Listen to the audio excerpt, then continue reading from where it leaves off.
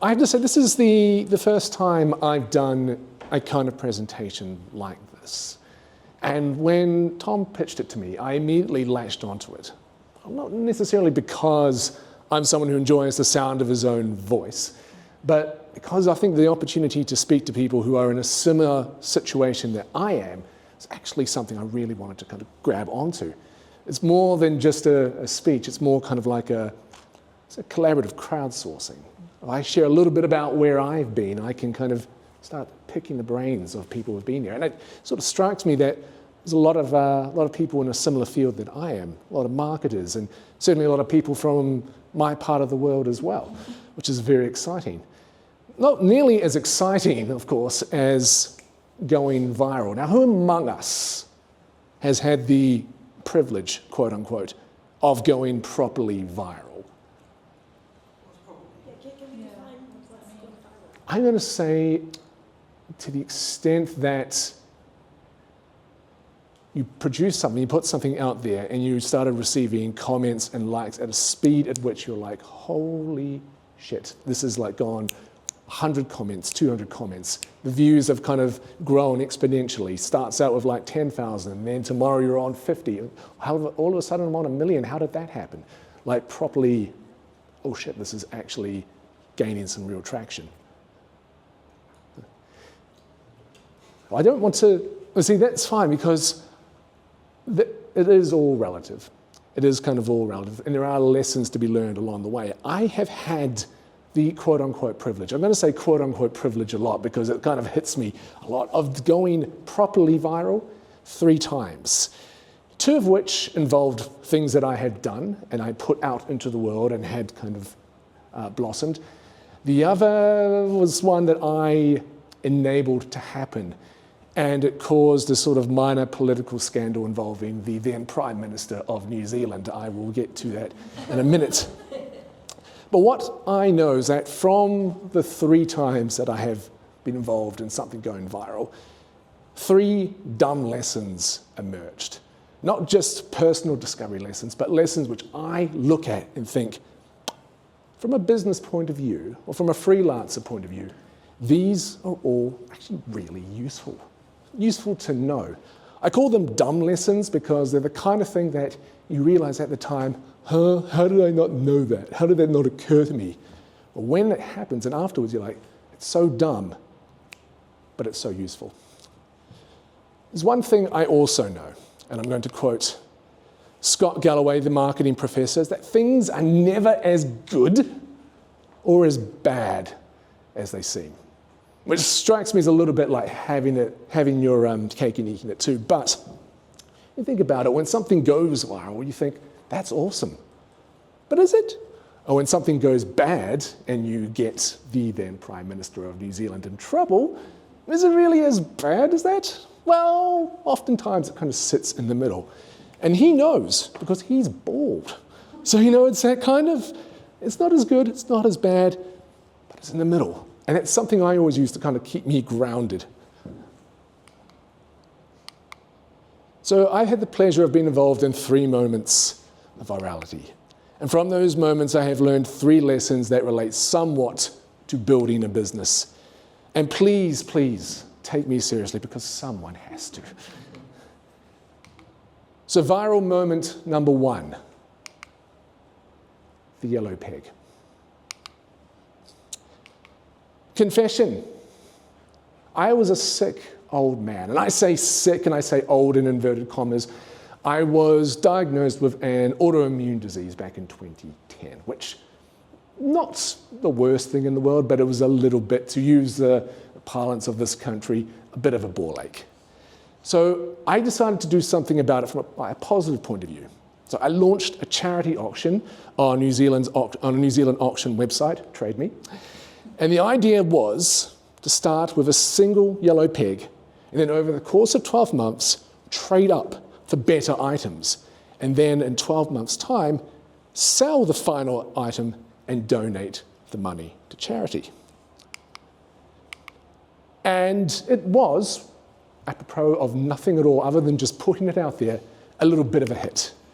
At 100,000 views in 12 hours, 500,000 in 24, and then 3 million over the course of a week. So I received emails from all over the world, great deal of reception from everywhere, from as far afield as Guam, that simply said, Guam stands with you, which big ups to the American military establishment in Guam. It even made the news. I even got, the full, reporter coming and asking me for quotes and the full photographer treatment. It was a bit of a thing. But there are problems with this. I had zero social media presence, and by that I mean I wasn't actually on social media, which for someone who now works in marketing is incredibly ironic. But I wasn't on Facebook, I wasn't on Instagram, I wasn't anywhere. So I really had nowhere to kind of direct anyone to other than the fact that this auction existed. So keeping the momentum going was a real slog without having that thing to direct people to. And eventually I got to the point where I got to auction off gold cufflinks, branded gold cufflinks from Al Jazeera, of all things. But it was an absolute slog to get there without having the infrastructure needed to kind of capitalize on it. So the lesson here, lesson number 1, if you build it, they will come. But unless you've got somewhere for them to stay, they will leave. So the question for us is, what are we doing to attract more people, more businesses, more clients, but what are we doing to keep the ones that we have?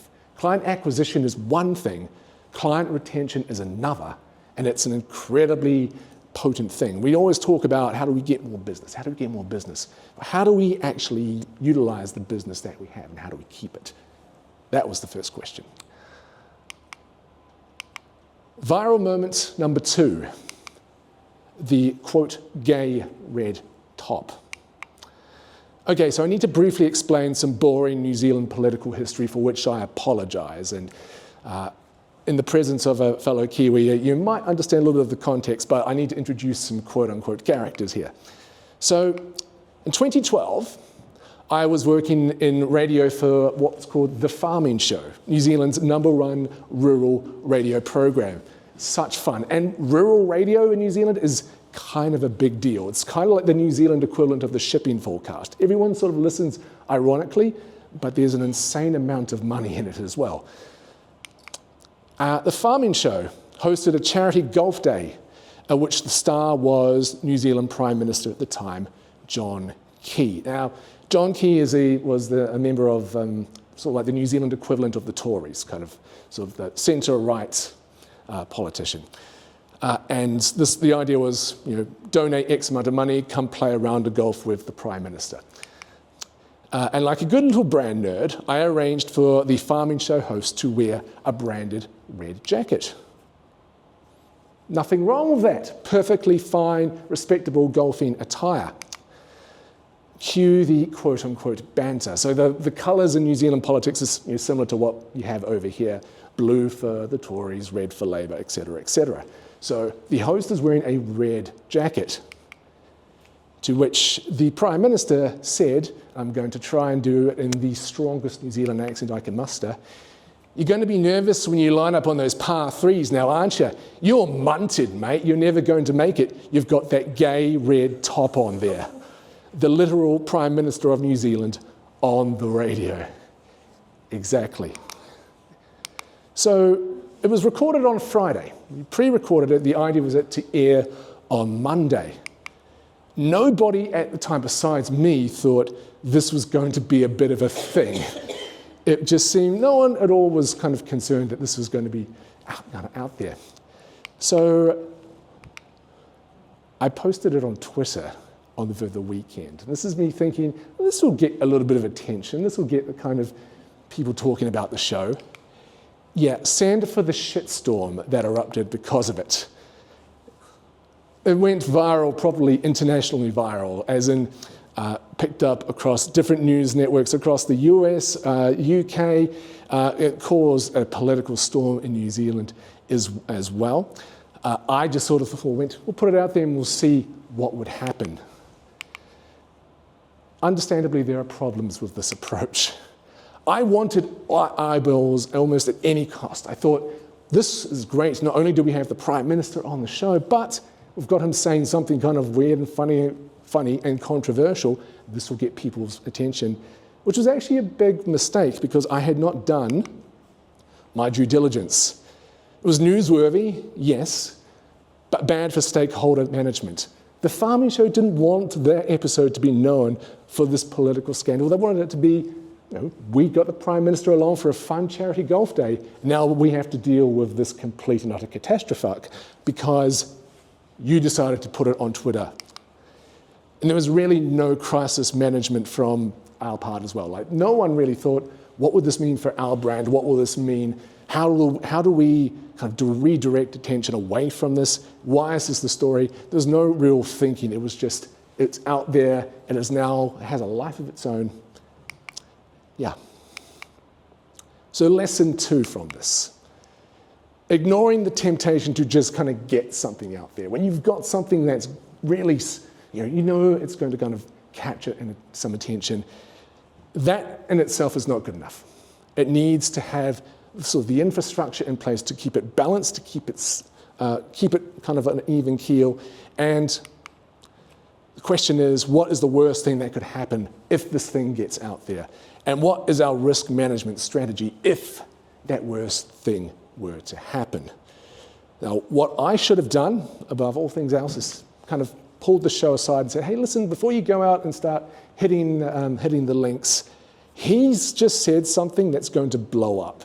That's going to be the story. Just be aware of that. But in my infinite wisdom, I thought having it out there was good enough. Never is going to be good enough.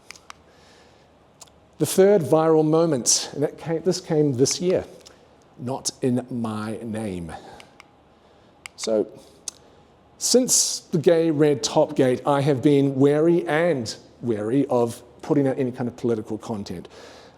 But I believe silence, in some sense, is tantamount to support, a crime that us privileged often commit. So I was moved over the summer by the spate of the violence and the racism that sort of marked it. So much of it just seemed like baffling to me and almost like, are we really in the year 2024? But then again, a lot of people will say, this is a dystopian hellhole, so yeah, of course, this sort of thing was going to happen. So many things are kind of brought into the mix. Things like this are bound to happen. But perhaps the most egregious part about this was being told, hey, this actually doesn't involve you, white guy from New Zealand, because you're not an immigrant. You're not the people these guys are mad at. You are an expat.